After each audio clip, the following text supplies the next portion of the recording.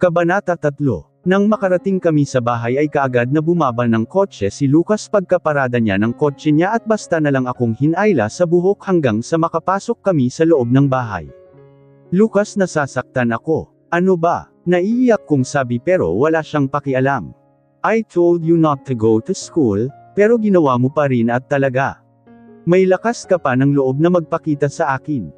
Galit na galit niyang sabi, saka ako tinulak dahilan para masabsob ako sa coffee table. Finals na Lucas at alam mo yan. Hindi pwedeng masayang ang mga pinaghirapan ko, puno ng tapang kong sagot sa kanya. Hindi ka na dapat nag-aaral, Erem. Isa pa, asawa na kita kaya dapat sinusunod mo ang mga gusto ko, ulit niya sabay hila sa buhok ko. Sinusunod naman kita, Lucas. Pinagsisilbihan pa nga kita, sabi ko dahilan para mas sabunutin niya pa ako. Nasasaktan ako, Lucas. Ano ba? Bakit mo ba ako ginaganito? Wala naman akong ginawang mali sa iyo. Hindi ko na napigil ang umiyak. Kahit anong pilit ko na alisin ang kamay niya mula sa pagkakahawak sa buhok ko ay hindi ko magawa, dahil bukod sa matangkad siya ay di hamak na mas malakas siya sa akin. Hila-hila niya ako paakyat sa kwarto niya. Wala kang ginawa, Erem, sigurado ka. Baka nakalilimutan mong dahil sa iyo, nasira ang buhay ko. Sigaw niya sabay tulak ulit sa akin nang tuluyan niyang bitawan ang buhok ko nang makarating kami sa kwarto niya, bagay na ipinagtataka ko dahil mula noon tumira kami ng magkasama ay ayaw na ayaw niyang pumapasok ako sa kwarto niya. Hindi ko sinira ang buhay mo, Lucas. Ang mga magulang mo ang may gustong ikasal ka ng maagal, pasigaw kong sagot sa kanya dahilan para pigain niya ang buong mukha ko gamit ang palad niya at hila muli sa buhok ko. Hindi ako naniniwala sa layo, Erem, dahil sigurado akong ikaw ang pumilit sa kanila na ikasal sa akin. In the first place, of all women I know, bakit sa iyo nila ako ipinakasal? Wala ka namang kwentang babae. Ni hindi ko nga alam kung anong klaseng tao ka, kaya huwag mong sabihin na sila mommy at daddy ang may gusto na ikaw ang maging asawa ko. Mahaba niyang sabi sabay ngudngud naman ng mukha ko sa kama. Hindi na talaga ikaw ang Lucas na kilala ko noon, dahil sa pagkakatanda ko, yung Lucas na nakilala ko sa waiting shed, mabait at mukhang hindi kayang manakit ng babae. Pero ngayon, halos hindi ko na maalala kung kailan mo ako hindi sinaktan. Ang Lucas ngayon na nakikita ko ay isang malupit na demonyo. Hindi ko alam kung paanong nasabi ko pa iyon kay Lucas kahit takot na takot ako sa pwede niyang gawin sa akin. Hindi ko rin alam kung saan ako humugot ng lakas ng loob para lumaban sa kanya ngayon. Basta ang alam ko lang, nakapapagod rin palang manahimik at magtiis dahil hindi naman sa lahat ng oras ay matapang ako. Nagtataka ka kung bakit ako ang ipinakasal sa layo at ang asawa mo ngayon. Simple lang, Lucas, ako ang asawa mo kasi pinili kong mahalin ka dahil liyon ang nararamdaman ko, bagay na hindi na lang sana dahil nagsisisi na ako ng sobra ngayon. Kasi yung Lucas na nagustuhan at minahal ko noon ay isa ng demonyo sa mga mata ko. Ask your own mother why we're in this situation, at kapag nakakuha ka ng sagot mula sa kanya, saka mo sabihin ako ang samira ng buhay mo. Matapang kong sabi kahit na ang totoo ay kinakabahan ako. Akmang lalabas na sana ko ng kwarto niya nang marahas niya akong hinayla sa damit at tinulak ulit sa kama, bagay na ikinakabog palalo ng dibdib ko, dahil pakiramdam ko ay may iba siyang gagawin sa akin bukod sa sasaktan ako ng pisikal. Demonyo pala ha. Pues ipakikita ko sa iyo ang tunay na demonyo. Galit na galit pa rin niyang sabi sabay hawak sa dalawang kamay ko, matapos akong ihiga ng pilit sa kama. Lucas, ano ba, itigil mo na ito? Naiiyak kong sigaw. Demonyo ako, di ba? Ngayon, magdusakal, saad niya ulit sabay halik ng pilit sa leeg ko. Nag-uunahan na pamatak ang mga luha ko at halos wala ng boses na lumalabas sa bibig ko habang nakikiusap kay Lucas na itigil ang ginagawa niya. Kahit anong pumiglas ang gawin ko ay hindi ako makawala sa kapit ni Lucas. Lucas, tama na, itigil mo na, nakikiusap ako sa iyo please. Yutal kong sabi habang walang humpay na lumuluha. Hinahalikan niya ako mula sa leeg pababa sa dibdib ko kung saan ramdam ko ang bawat sakit dahil sa diin at dahas ng bawat kilos niya, tila paos na boses ko habang nagmakaawa sa kanya. I won't stop, Erem, dahil ipalalasap ko sa iyo kung ano ang kayang gawin ng isang demonyong sinasabi mo. Sabi niya habang nakangisi at unti-unting bumababa ang tingin sa dibdib ko. Lucas please, umiyak ko pa rin na paklusap ngunit sa halip na tumigil siya ay sinampal niya lang ako ng malakas bago tuluyang punatan ang suot kong maxi dress. Huwag Lucas, parang awa mo na. Pakiusap ko ulit habang nagpupumiglas pa rin. Pero masyado na siyang bingi at kinain ng galit sa akin dahil kahit anong pakiusap ko ay hindi siya tumigil. Ginawa niya kung anumang gusto niyang gawin sa akin at sa katawan ko na hindi ko inaasahan at naisip kailanman na magagawa niya sa akin. Nakuha ang niya pinakainiingatan ko bilang isang babae. Ginalaw niya ako kahit paanong pakiusap ko na huwag. At dahil doon, tuluyan na siyang naging demonyo sa paningin ko. Umiiyak lang ako habang patuloy siya sa ginagawa sa ibabaw ko, umaasa na tumigil siya at humingi ng tawad dahil ginawa niya ang bagay na hindi ko inaasahang magagawa niya. Pakiramdam ko tuloy bigla ay ang dumi-dumi kong babae. Galit ako sa kanya pero hindi ko alam kung bakit sinasabi ng puso kong hintayin na magbago si Lucas. Na magtiis total ay mahal ko naman siya. Ganito ba ang ibig sabihin ng pagmamahal? Kailangan masaktan ng paulit-ulit bago mahalin. Kung ganoon, masyado pala talagang masakit ang magmahal. Nang makaraos siya ay kaagad siyang umalis ng kama at tumingin sa akin habang natatawa. I didn't know that you're a virgin. Akala ko kasi ay pinagsawaan ka na ng marami, sambit niya sabay suot na muli sa pantalon niya. Iniwan niya akong hubot-hubad sa kama habang siya ay nakatayo lang at tumatawang tumingin sa akin, kaya naman pilit kong inabot ang kumot at ibinalot sa katawan kong hubad habang may mumunting hikbi na pinipigilan. Sa pagkakataon na ito, magkukunwari o magsisinungaling na muna ulit ako sa sarili ko. Paniniwalain ko na lang ang sarili kong ginawa namin iyon nang naayon sa gusto at desisyon naming dalawa. Ginawa namin iyon dahil mahal namin ang isa't isa para nang sa ganoon ay mabawasan ang sakit na nararamdaman ko. I never thought that Lucas will hurt me so bad.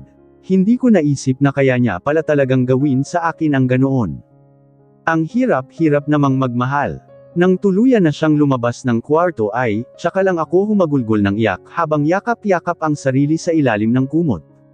Ayaw ko banal, sambit ko sa sarili pero kahit na anong pag-ayaw ko, alam kong mahihirapan akong umalis dahil hindi ko alam kung bakit masyado kong mahal si Lucas. Hindi ko tuloy maiwasan na maisip na kung alam kaya niya ang totoo, magiging ganito pa rin kaya ang trato niya sa akin o baka sakaling sa mga panahon na ito kahit paano ay masaya kami. Sana alam na lang niya para hindi ako nahihirapan at nasasaktan. Kinabukasan matapos na may nangyari sa aming dalawa ni Lucas ay hindi ako makabangon. Bukod kasi sa masakit kong pagkababae ay masakit rin ang leeg at pisngi ko dahil sa pagsakal at pagsampal niya sa akin. Nang hihina man ay sinikap ko pa rin na bumangon para maligo nang sa ganoon ay malinis ko ang sarili ko. Kagabi kasi ay basta na lang akong bumagsak ng higa sa kama nang makabalik ako sa sarili kong kwarto matapos na umiyak sa kama ni Lucas. Hindi ko nga nagawang kumain ng hapunan at linisan ang sarili ko. Dama ko ang sakit sa buong katawan ko bagay na alam kong kapag ininuman ko ng pain reliever ay mawawala o kaya ay mababawasan ang sakit, pero ang sakit na mayroon sa puso't isip ko ay hindi na mawawala dahil kahit anong gawin ko, nakaukit na sa pagkatao ko ang malungkot at masalimuot na buhay. Kahit pa nanghihina ang katawan ko ay sinikap kong bumaba sa kusina upang maghanda ng pagkain para kay Lucas, pero bago pa man ako tuluyang makababa ay tanaw ko na siyang nakaupo sa high chair ng kusina habang sumisimsim ng kape. Nakaramdam ako ng kaba nang biglaan siyang lumingon sa gawi ko pero sinikap ko na hindi niya iyon mahalata. Good morning, Lucas, nakangiti kong bati sa kanya nang tuluyan na akong makababa, pero tanging pag-ismid lang niya ang nakuha kong tugon. Sanay na akong hindi niya ako pinapansin lalo na tuwing umaga, pero wala ba siyang maalala o maski pakialam tungkol sa nangyari sa amin kagabi. Kinuha niya ang bagay na dapat ay ibibigay ko ng kusang loob sa kanya. Ganoon ba siya kagalit ng sobra para gawin iyon nang walang pahintulot ko? Kagabi pa naman ay umaasa ako na baka sakali na kapag gumising ako ngayong umaga ay may magbago sa trato niya sa akin, kasi nga, di ba? Nakuha niya ang virginity ko at ayon kasi sa mga nababasa kong libro, mas mamahalin ka raw ng lalaki o hindi kaya ay mamahalin ka na niya kapag binigay ang bagay na iyon pero sa lagay ko ay mukhang imposible. Para sa akin ay hindi rin naman dapat iyon ang maging batayan para lang mahalin at mas mahalin ng isang lalaki ang babae, sadyang nasa tao lang talaga ang problema kagaya ni Lucas na kahit anong gawin ko ay hindi ako matatanggap at mapapatawad, dahil sa pinaniniwalaan niyang sinira ko ang buhay niya. Nagluto ako ng almusal habang si Lucas naman ay abala sa pagbabasa sa laptop niya. Hindi ko tuloy maiwasang makintal ng kuryosidad kaya sandali akong tumingin rin sa laptop niya para makibasa sa ginagawa niya. Nakita kong nasa website siya ng isang airline kung saan nag-book siya ng flight papuntang Italy. Hindi ko tuloy na iwasan ang mapakunot ang noo at napatanong ako bigla sa kanya. Anong gagawin mo sa Italy, Lucas? Biglaan kong tanong sa kanya habang sa laptop pa rin niya ang tingin ko. None of your business, Aaron. Stop asking me about my personal errands. Asawa lang kita sa papel kaya huwag kang manghimasok sa mga ginagawa ko, galit niyang tugon sa maikling tanong ko. Nagtanong lang ako, Lucas. Hindi naman ako nangingialam, saad kong muli bago siya talikuran pero bago pa man ako makalayo kung saan siya nakaupo, hinayla na niya ang buhok ko dahilan para mapa-eject ako sa sobrang pagkabigla dulot ng malakas niyang hatek sa buhok ko. Ayaw ko sa lahat ay iyong nagtatanong ka sa mga ginagawa ko at pinaka nagpapainit ng ulo ko Aaron, ay iyong ang hilig-hilig mong sumagot sa akin. Basura talaga ang ugali mo kahit kailan. Manang-mana ka sa nanay mong malindil, galit na galit niyang sabi sabay hatek ulit ng malakas sa buhok ko. Nasasaktan ako Lucas. Huwag mong idamay si mama sa away nating dalawa. Wala siyang ginawang mali sa iyol, pasigaw ko ring tugon sa kanya. Nasasaktan man ako ay pinilit kong makapagsalita laban sa sinabi ni Lucas tungkol kay mama. Marami mang nagawang pagkakamali sa akin ang sarili kong ina at kahit kailanman ay hindi niya pinaramdam ang pagmamahal na hinahanap ko mula sa isang ina, pero hindi ibig sabihin noon na hahayaan kong maliitin siya ng ibang tao kahit pa si Lucas iyon. Wala akong ideya kung saan nakuha ni Lucas ang sinabi niya na iyon, pero ang mahalaga kahit paano ay ipinagtanggol ko si mama. Ang sabihin mo, katulad ka lang din ng mama mo, Aaron. Malandi at mukhang pera, hindi ba kaya nga siya nagpakalayo-layo kasi binayaran siya ni mommy para lumayo dahil naging kabit siya ng Tito Cole? Natatawang saad muli ni Lucas habang nababakas pa rin ang galit sa mga mata. Nag-uumpisa ng mamuo ang luha sa mga mata ko dahil sa gulat na naramdaman sa sinabi ni Lucas tungkol kay mama. Hindi ko alam at wala akong alam tungkol sa bagay na iyon dahil ang tanging alam ko lang ay lumayo si mama matapos na bayaran ni Attorney Amanda matapos niyang pumayag na magpakasal ako. Hindi yan totoo Lucas. Hindi. Bitawan mo ako kasi nasasaktan na ako. Galit kong sigaw habang pilit na nagpupumiglas mula sa mahigpit na pagkakahawak niya sa buhok ko. Gulat ka ba, Aaron? Well, truth hurts. Kaya hindi ako magtataka kung isang araw may lalaki ka na rin, pero bago yun mangyari ipapakita ko muna sa iyo ang itsura ng impyerno. Ang sama na talaga ng ugali mo, Lucas. Ang sama-sama ng ugali mo. Sigaw ko sa kanya dahil hindi ko na napigil pa ang sarili kong lumaban. Umagang-umaga ay nag-aaway na naman kaming dalawa at halos araw-araw ay humihiling ako na sana siya mismo ang makaramdam ng pagod sa sitwasyon naming dalawa.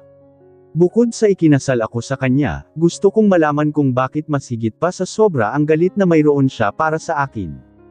Ang hirap magmahal. Masyadong nakabubulag at nakasisilaw, kaya heto at nandito ako sa isang sitwasyon na kahit magsisi ako ay huli na.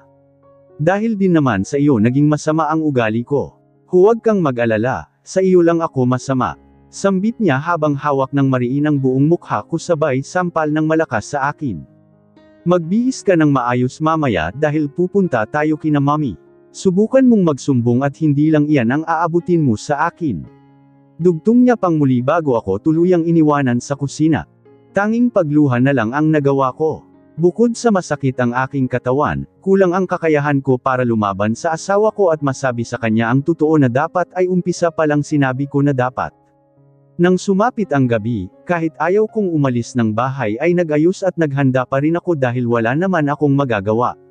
Sasaktan lang ako ni Lucas kapag sinabi ko na ayaw kong umalis at sumama sa kanya. Nagsuot ako ng black high-waist pants, brown na fitted blouse na pinatungan ko ng brown sweatshirt saka ko lang ipinare sa puti kong Converse.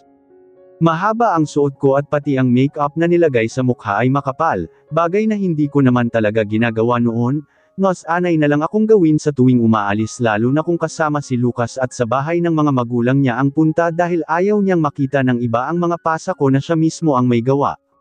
Mahabang damit at makapal na make-up ang naging panakip ko sa mga pusang hindi na mabilang sa katawan ko. Nakalulungkot isipin na sa loob ng 4 na buwang pagsasama namin ni Lucas ay halos hindi ko na makilala ang sarili ko dahil sa pagbabagong hindi ko inaasahan. Hindi ako kagandahan pero para sa akin sapat na ang itsurang meron ako para matawag na maganda. Singkit ang mga mata ko na may kaunting tanggos ng ilong, maputing kutis at mahabang buhok na kahit paano ay naging dahilan rin para magustuhan ako ng ibang kaklase ko noon sa high school.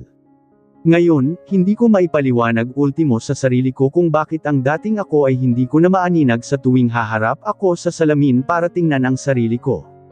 Wala akong naging kibo nang umalis kami sa bahay namin hanggang sa makarating kami sa bahay ng mga magulang ni Lucas. Tanging sa sahig lang din ang tuon ng mga tingin ko dahil sa totoo lang, ayaw na ayaw ko na nagpupunta kami sa bahay na ito. Kung sa bahay namin ni Lucas ay pakiramdam na nakakulong ako, dito naman sa bahay ng mga magulang niya, pakiramdam ko ay sinasakal ako lalo na sa tuwing nasa paligid ko ang pamilya ni Lucas. Let me remind you, Erem, huwag kang magkakamali na magsumbong, dahil kung hindi ay tatamaan ka talaga sa akin. Mahina ngunit may diin niyang sabi dahil tanaw kung papalapit na ang daddy niya sa living room kung saan namin sila hinihintay.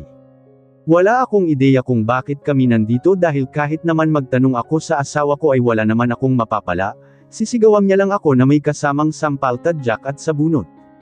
Magsumbong man ako o hindi, palagi mo naman akong sinasaktan, Lucas. Walang buhay kong tugon sa kanya sa mahina kong boses.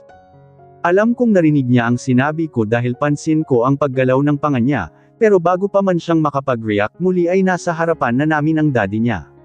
Dad, masayang bati ni Lucas. I'm glad to see both of you. So how's married life? Masayang bati sa amin ng daddy niya sabay yakap kay Lucas. Nang akmang ako na sana ang yayakapin niya ay agad akong umiwas. Hindi ko alam kung bakit.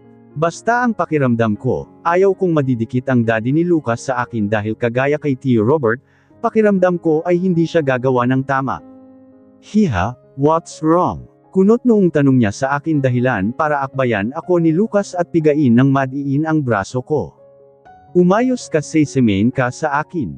Inis niyang bulong sabay halik kunwari sa gilid ng ulo ko. Medyo masama lang pakiramdam ni Erem, Dad. But she's okay, don't worry. Dugtong pang muli ni Lucas. Are you alright, hiha? Nag-aalalang tanong ng daddy niya habang nakatingin sa akin ng seryoso. Ayos lang po ako, di dad. Maganda gabi po, yuto kong sabi sabay tuon muli ng tingin sa sahig. Mom, dinig kong sabi ni Lucas dahilan para mapaangat ako ng tingin at sakto namang nakita kong papalapit ang mommy niya sa gawin namin na mukhang kagagaling lang sa kusina. Nakaramdam ako ng inis nang makita ko ang ginang dahil sa tuwing nakikita ko siyang nakangiti at mukhang masaya, naalala ko kung paano niya ako pinilit at binyantaan kung sakaling hindi ko gagawin ang mga gusto niya. Lalong-lalo na tuwing naalala ko na siya ang dahilan kung bakit tuluyan akong iniwan ni Mama.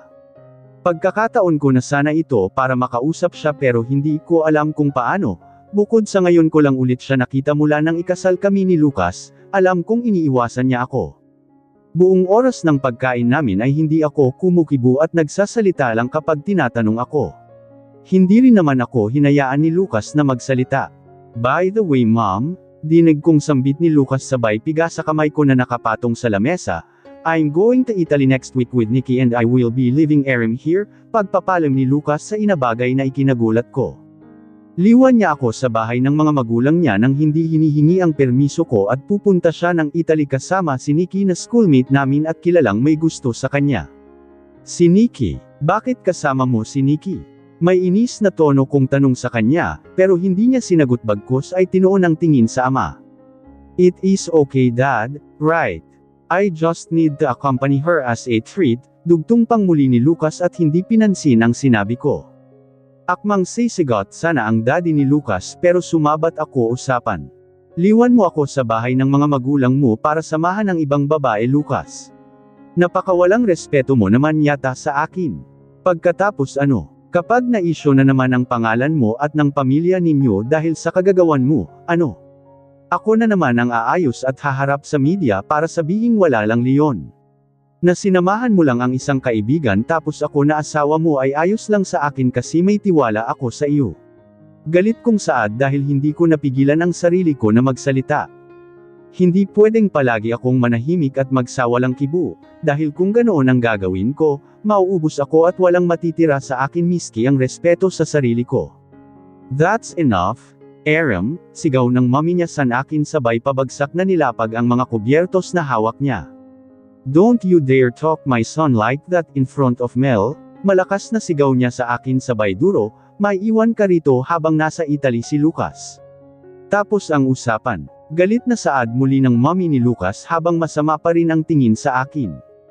Agad kaming umuwi sa bahay matapos kumain dahil sa nangyaring sagutan kanina at habang nasa biyahe kami ay ramdam ko ang sobrang galit ni Lucas dahilan para magmaneho siya ng sobrang bilis. Nang makarating kami sa bahay ay agad niya akong sinampal ng 2 beses bago isinaldik ng malakas sa pintuan dahilan para tumama ang likod ko sa doorknob at mapaiyak ako ng sobra dahil sa sakit. Lucas tama na P parang awa mo na. Nasasaktan ako P please, tama na, yutal-yutal at umiiyak kong pakiusap sa kanya, pero tila bingi siya sa layik at mga paklusap ko dahil pakaladkad niya akong hinayla paakyat sa kwarto ko hanggang sa itulak niya ako pahiga sa kama. How dare you talk to me like that ha? At talagang sa harap pa ng mga magulang ko, Aram. Sabi ko naman sa iyo, magtino ka kung ayaw mong makatikim ng sobra sa akin, pero babite ka at hindi nakinig. Pues, magsisi ka ngayon kasi gustong-gusto mo naman ang nasasaktan talaga. Galit na galit niyang sabi saka ako mabilis na pinatungan at mabilis na hinalikan sa leeg ng sapilitan.